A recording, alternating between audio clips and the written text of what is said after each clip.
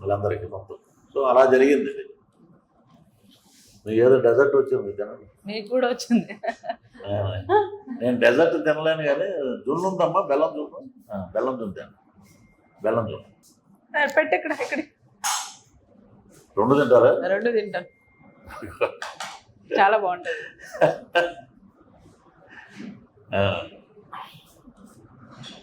Taste లేదు.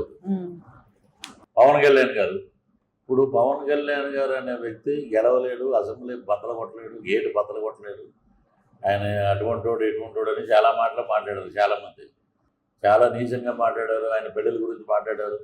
భగవంతుడు ఆయన ఎప్పుడైతే వారాహి అమ్మవారిని పూజించడం అన్నీ శుభాలే. నువ్వు చూడు, ఎలక్షన్ ముందు 2 ఏళ్ల ముందే వారాహి రథం వచ్చింది, దానికి వారాహి అని పెట్టారు పేరు.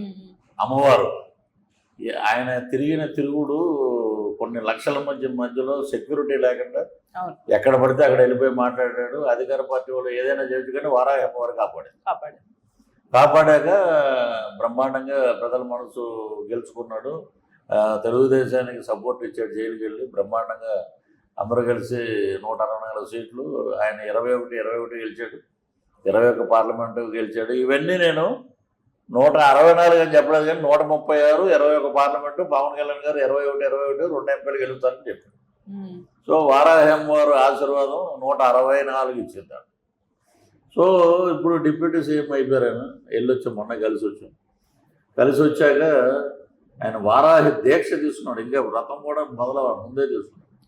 సో ఆయన ఏంటంటే భక్తిభావం, ఆయన మాట్లాడిన తీరు అవన్నీ అద్భుతంగా ఉన్నాయి. త్వరలో వారి దగ్గర నుంచి ఏదన్నా సేవ చేసే భాగ్యం ఏదైనా చైర్మన్గా వస్తుందని వారాహం వారు ఇస్తుంది. ప్రతి ఒక్కరు రావటం సెంటిమెంట్, ఎమోషన్, బ్లాక్మెయిలింగ్, సెంటిమెంట్గా బ్లాక్మెయిల్ చేయటం చేసి మేము ఇలాగా ఎంత చెట్టుకి అంత ఇది వస్తుంది, ఫలాలు ఎంత గాలికి అంత ఇది, పిండి కొద్దీ రొట్టె అంటారు. మనకి ఎంతే ఉంది కాబట్టి ఇప్పుడు ఈ జున్ను తినే స్థాయికి రావాలంటే దానికి ఎంత కష్టపడి ఉండాలి, ఎంత ఇదైతే కానీ ఆ జున్ను కానీ అవి కానీ డెజర్ట్లు కానీ తినలేము.